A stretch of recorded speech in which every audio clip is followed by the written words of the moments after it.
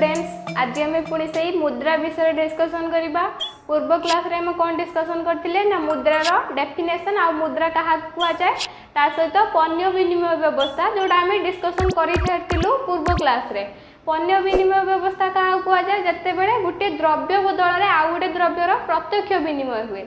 जड़े गोटे द्रव्य देकी पाखु आउ गोटे द्रव्य को आनी थाए सेतेबेले ताकू आमे पण्य विनिमय व्यवस्था बोली कही थाउ। तो ये पण्य विनिमय व्यवस्थाटा कौ काल चलुला ना आगरू बा आदिम काल जिते बड़े लोक मैंने मुद्रार व्यवहार जानी नथिले बा मुद्रा बोली कौन जिनिस ही नथिला। तो सेते बेले पण्य विनिमय व्यवस्थाटा लोक मानकर बेस आदृत हो सारी। तो से पण्य विनिमय व्यवस्था आज नहीं बा आज कौन लोक ताकू ग्रहण करूना। तो से पण्य विनिमय व्यवस्था को ग्रहण न करिवार कारण सब कौन कौन बा पण्य विनिमय व्यवस्था द्वारा आमर कौन कौन सब असुविधा होता से विषय आज आम डिस्कसन करवा। आ मन रख यहाँ हूँ गोटे इम्पोर्टाट लंग क्वेश्चन। सो लंग आज आम पण्य विनिमय व्यवस्थार असुविधा विषय आज आम डिस्कसन करवा। तो चलो एबे डिस्कसन करिया। फास्ट पॉइंट है आमर पण्य विनिमय व्यवस्थार असुविधा। यही टॉपिक ऊपर आज आम डिस्कसन करवा जोटार केतोटी पॉइंट अच्छी 5टी पॉइंट अच्छी। फास्ट पॉइंट है द्वैत विनिमय असुविधा, सेकेंड मूल्य परिमाप असुविधा, थर्ड विभाजन असुविधा, फोर्थ रे अच्छी मूल्य भंडार असुविधा, फिफ्थ रे अच्छी परिवहन असुविधा। तो आमर पण्य विनिमय व्यवस्थार यही सब असुविधा आमको परिलक्षित होता है। सो अब आम फास्ट पॉइंट को डिस्कसन करवा जोटा है द्वैत विनिमय असुविधा। द्वैत विनिमय असुविधा कौन क्या कहुए ना पण्य विनिमय व्यवस्था तुम जानी आम द्रव्य बदल में द्रव्यर प्रत्यक्ष कारोबार चलता है। जदि दुई जन से द्रव्य को नापी इच्छा करती बा क्रेता और विक्रेता दुई जन सहमति रे ही केवल ए कार्यटी हो पार। जदि क्रेता बिक्री करने चाहिए ता सहित विक्रेता जी से द्रव्य को नवाई चाहिए से जाकि पण्य विनिमय व्यवस्था हो पार। तो तेणु से पण्य विनिमय व्यवस्था द्वैत विनिमय आवश्यकता निहाती भाव में रही। तेणु द्वैत विनिमय व्यवस्था दुई जनक सहमति निहाती भाव में आवश्यक होता है। जदि कौन कारणवशतः दुई जनक भितर सहमति नहेला बा जड़े जिनस नवाई मना करदे किंतु तांकर ताले सेतेबेले आमे ताकू द्वैत विनिमय असुविधा कहि परिबा। तो एमती नुह कि समस्तंकर सब बेले से जिनसटा ही दरकार थी तांकर सेमती किसी ग्यारंटी ना। तो सेतेबेले तांकर से द्रव्यटा दरकार होई न पारे। जेमतिया धरिनिय जनक पाखरे एबे हमर बीरी अछि आउ जनक पाखरे डाली जातीय शस्य सब अछि। तो सी जड़े ताकू बीरी देले आउ जड़े ताकू डाली जातीय शस्य देबे तो ताकू आमे पण्य विनिमय व्यवस्था कहबा। किंतु धरिनिय तांको पाखरे एबे तांकू एबे डाली जातीय द्रव्यर दरकार नाही ताले सी नेबेनी। तो सेठी द्वैत विनिमय असुविधा हला। दुई जनक भितर जे विनिमयटा होइतांता सतरे असुविधा देखा देला। जड़े मना कला माने जड़े अराजी हेले नबा पई तो एठी विनिमय दुई जनक भितर विनिमय हेई परिला नाही जहाद्वारा आमर द्वैत विनिमय व्यवस्था भी बा आमर जे रही पण्य विनिमय व्यवस्था सेटा कार्यकारी हो पारा नहीं।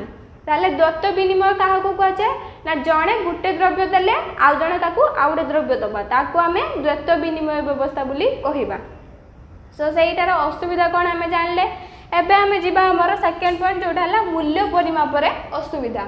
मूल्य परिमाप असुविधा कौन ना प्रत्येक जिनसर मापिबा किछिटा मापक यंत्र थाए। जमती आम तरल जिनस को मापिबा लिटर थाए आम जोड़ा सब अलग सब कठिन पदार्थ रही से गुड़ा मापिबा केजी किलोग्राम एगुड़ा सब थाए।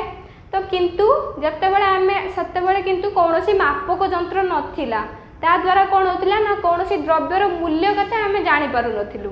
धरिनियो कौन गोटे आम धरिनियो चाउल आनिबु तेणु किसी तो मापक यंत्र नथिला तो आम केते परिमाण रे चाउल आनिबु तार मूल्य केते आम तो जानी पारु नथिलु कहीं ना सेतेबेले कौन मापक यंत्र ही नथिला।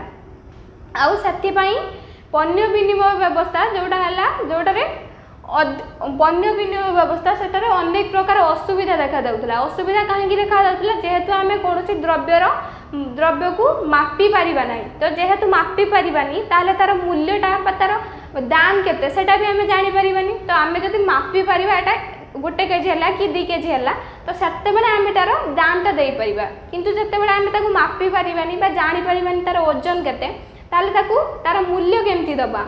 तो सेथिपाई मूल्य परिमाप रे मध्य असुविधा होउतला पण्य विनिमय व्यवस्था रे। तापर थर्ड पॉइंट है विभाजन रे असुविधा। विभाजन रे असुविधा माने विभाजन रे असुविधा कौन ना आमे जदि कौन से द्रव्यटा धरिनियो आमे गोटे खाता आनिया पई चाहूचे ताले गोटे खाता बदल रे आउ जणे हमकु आमकु आ गोटे जिनस दबा पई पड़िबो ताकू ओ ता पाखरु खाताटा नबा पई पड़िबो। तो आमे ताकू धरिनियो जदि तीनोटी पेन दबा ताले से हमकु गोटे खाता दबो। तो तमे सेठी भाबियो मु गोटे खाता आनिया पई काहे कि तीनोटी पेन देबी मु गोटे पेन देबी गोटे खाता आनिबी किंतु तमर जे ऑपोजिट साइड रो थिबो सी किंतु राजी होबनी काहे ना कह खातार आकारटा जेहेतु बड़ तो सी कह मु गोटे खाता देबी गोटे पेन कहीं देबी मु तीनोटी पेन मत देले जाइकी मु गोटे खाता देबी तुमको। तो ये विभाजन भी से भाया असुविधा सब देखा जाउथिला केते परिमाण रे किए जदि धरिनियो जनकर परिमाण अधिक हो जाउची तो आउ जने कम परिमाण नबा पई चाहिबनी। तो सेति पई कोन होतला ना विभाजन रे मध्य विभिन्न प्रकार असुविधा सब परिलक्षित होउथिला। तो ये जानवे आमर फोर्थ पॉइंट जोटा है मूल्य भंडार रे असुविधा कौन ना मूल्य भंडार रे असुविधा। मूल्य भंडार रे असुविधा कौन ना जेहेतु आमे सब ना पण्य विनिमय व्यवस्था रे आमे कौन करथुले ना द्रव्य बदल रे द्रव्यर प्रत्यक्ष कारबार करुथिले। तो द्रव्य गुड़िक सब गुड़िक नष्टशील तमे माने जानिथिबो काहे ना द्रव्य गुड़िक आम पाखरे सबुदिन पई स्थायी हेकी बा आमे ताको संचय करिकी रखि परिबा नाही कहीं द्रव्य गुड़िक नष्टशील किछि दिन पर से गुड़िक नष्ट हो बा संपूर्ण रूपे तार आकार बा जहाँ सब सी आमको लाभ दौला से संपूर्ण रूपे नष्ट हो। तो से आम द्रव्य गुड़िक संचय कर रखिपर ना जहाद्वारा धरिनियो एबे आमे कौन सी जिनस गोटे धरिनियो आमे चाउल उत्पादन करूँ किंतु बजार कहीं चाउल नवाई चाहिए ताले आमे कौन करबा चाहिए भी आमे चाउल को संचय करिकी रखिपर ना अधिक दिन कहीं चाउलटी नष्ट हो अल्प समय पर।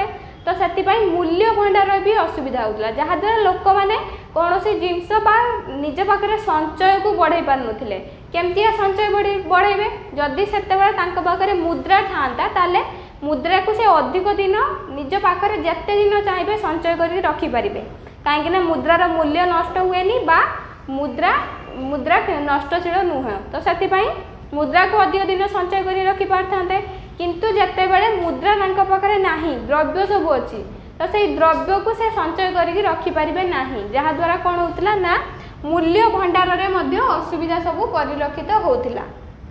सो एबे जानिबा हमर लास्ट पॉइंट जोटा है परिवहन रे असुविधा।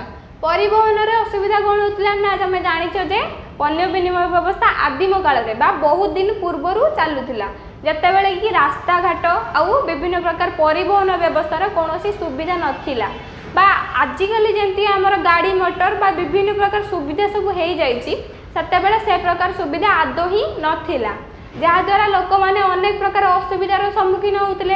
तो लोक मैंने गोटे द्रव्य बिक्री करने कौटिक जी निहाती भाव में निकट बजार को जी बजार को न गले घर पाखु कहीं आसिक जिनसटा को नहीं जीवेनि। तो से बजार को जीवाई कौन दरकार उत्तम सड़क व्यवस्था दरकार ता द्वारा गाड़ी मोटर जहाद्वारा से द्रव्यटी को नहीं पारे सेमतिका व्यवस्था थिबा दरकार किंतु आदिम काल रे रास्ता घाटर सुविधा नथिला कि गाड़ी मोटर भी सुविधा नथिला।